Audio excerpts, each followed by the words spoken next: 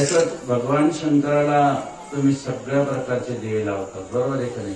पण अजूनपर्यंत बेलाच्या काडीला कापूस गुंढळून आणि तुपात बुडून जेव्हा कोणी लावलं? कोणीच नाही. मग ते सांगण्यासाठी जे पोरांनी बोलवलं.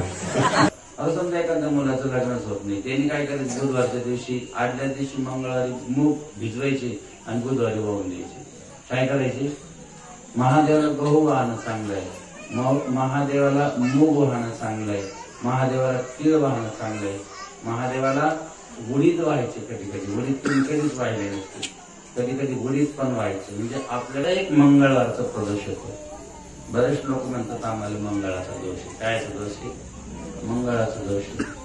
मंगळवारी जर प्रदोष आला काही करत असतो ते, पण एवढं जर देवा महादेवा पुढे लावलं तर आपल्या घरातली सगळी गरिबी निघून जाते. भगवान शंकर अखंड कृपा आपल्या घरावर.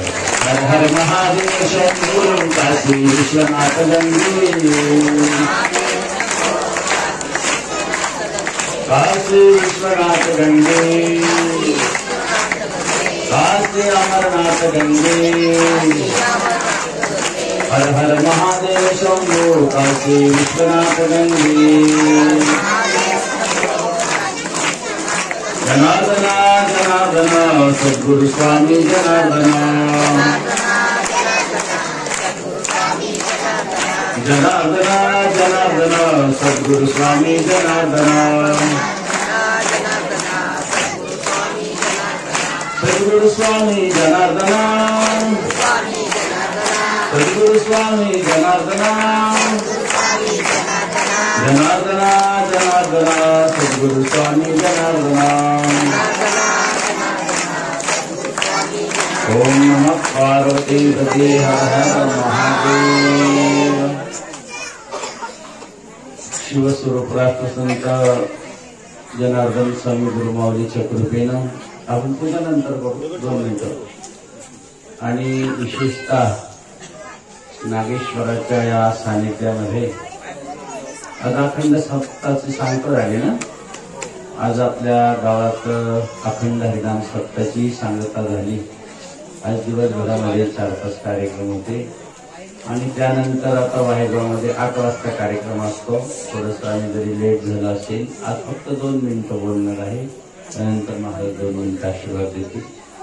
विशेषतः आपण फार भाग्यवान आहात की दर महिन्याला असतो प्रभू, 15 दिवसाला असतो। वा, काही ठिकाणी महिन्याला, तुमच्याकडे 15 दिवसाला। वा, मानावं लागलं तुम्हाला। टाळ्याच्या गजरात स्वागत करा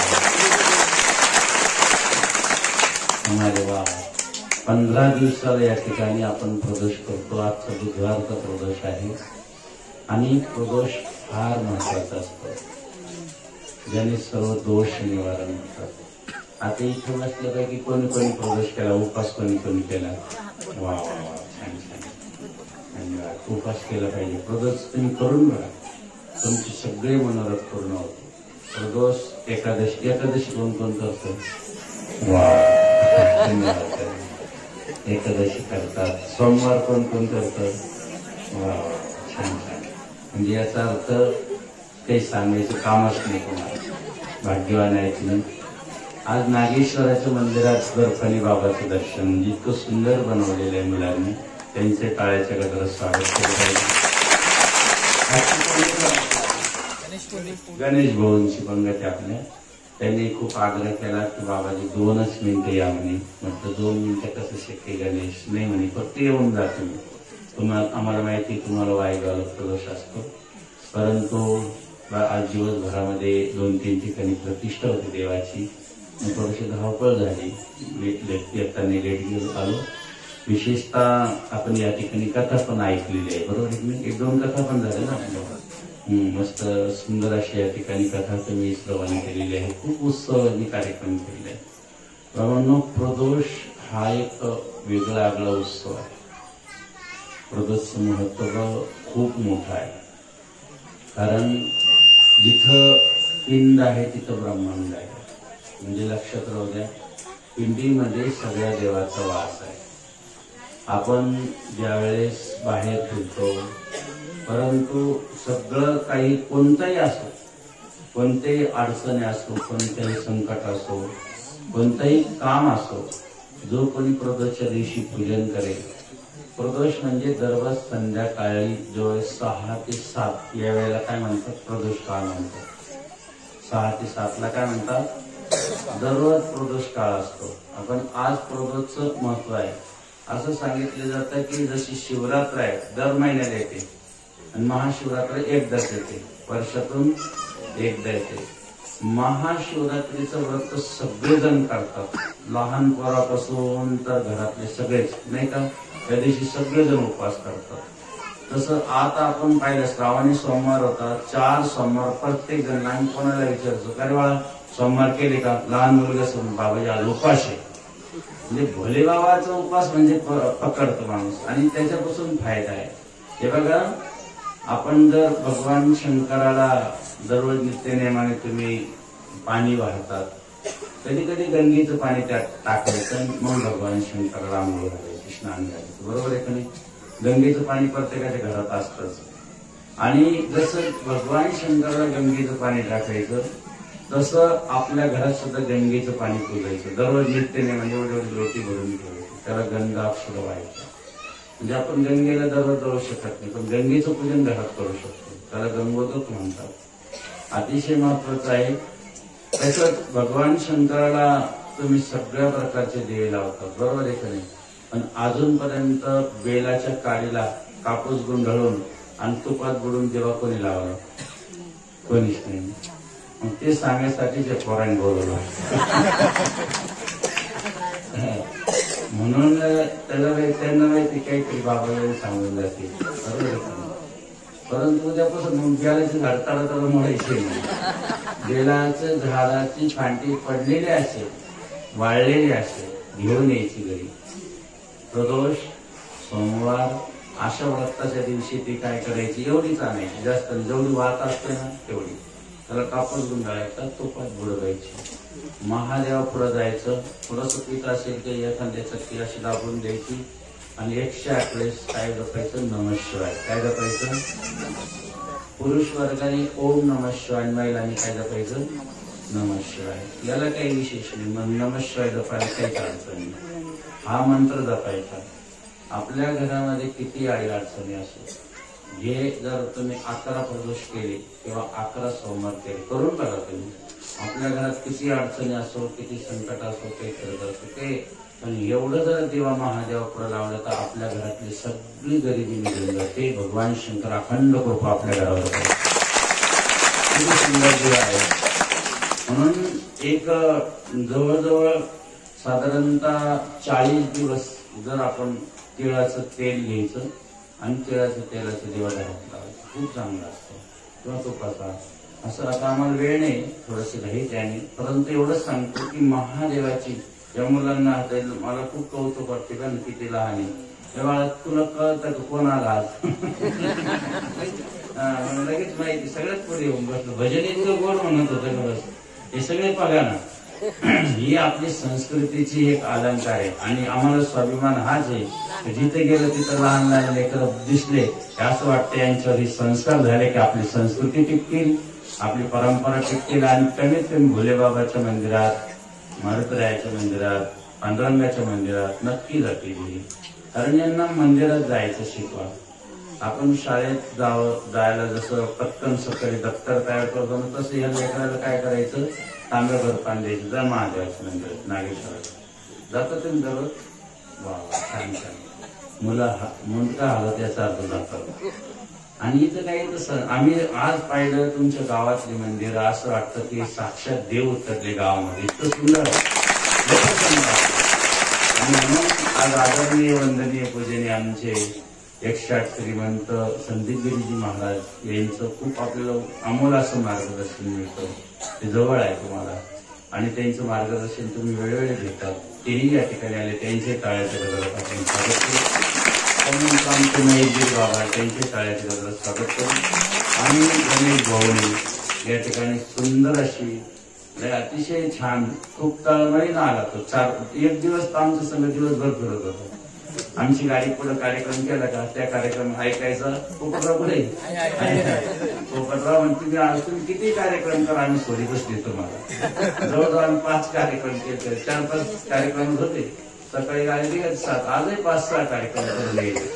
आणि पण ती त्या कार्यक्रमात बस, त्या कार्यक्रमात शेवटच्या कार्यक्रमात म्हणलो काही करा, आज तुमच्यासाठी 5 मिनिटं येऊच म्हणून. मग त्यावेळेस ते बरं झालं, त्यांनी सॉल्व घेतला या करता. आणि प्रदोष गेला एक मंगळवारचा प्रदोष होतो. बरेच लोक म्हणतात आम्हाला मंगळाचा दोष आहे. कायचा दोष आहे? मंगळाचा दोष आहे.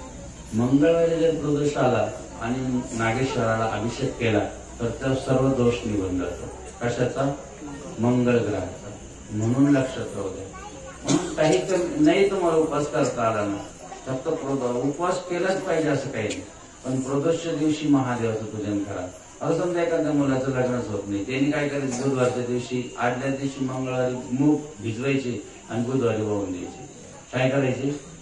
महादेवाला गहू वाहणं चांगलं आहे, महादेवाला मूग वाहणं चांगलं आहे, महादेवाला तीळ वाहणं चांगलं आहे, महादेवाला गुढीत व्हायचे. कधी कधी गुढीत तुम्ही कधीच वाहिले नसते, कधी कधी गुढीत पण व्हायचे. म्हणजे आपल्याला कोणीही त्रास देणार नाही, कोणी आपल्याला काही अडचणीत आणणार नाही. म्हणून त्याच्यासाठी या सगळ्या गोष्टी माहिती पाहिजे. महादेवाला रुईची फुलं व्हायची. रुईची फुलं वाहतात तुम्ही कधी? रुईची फुलं सुद्धा चांगले असतात. महादेवाला धोत्र्याचं फुल वाहणं, महादेवाला गोकर्ण जे फुल असतं, नुसतं आता श्रावण महिन्यामध्ये तुम्ही व्हायला असतात, एक गोकर्णाचं फुल म्हणजे 1 तोळा सोनं व्हायलाचं पुण्य मिळतं, माहिती? म्हणून तुम्ही खूप काही ऐकलं. आता महाराज 2 मिनिटं सांगतील आणि आम्ही या ठिकाणी रजा घेऊ. नमः पार्वती.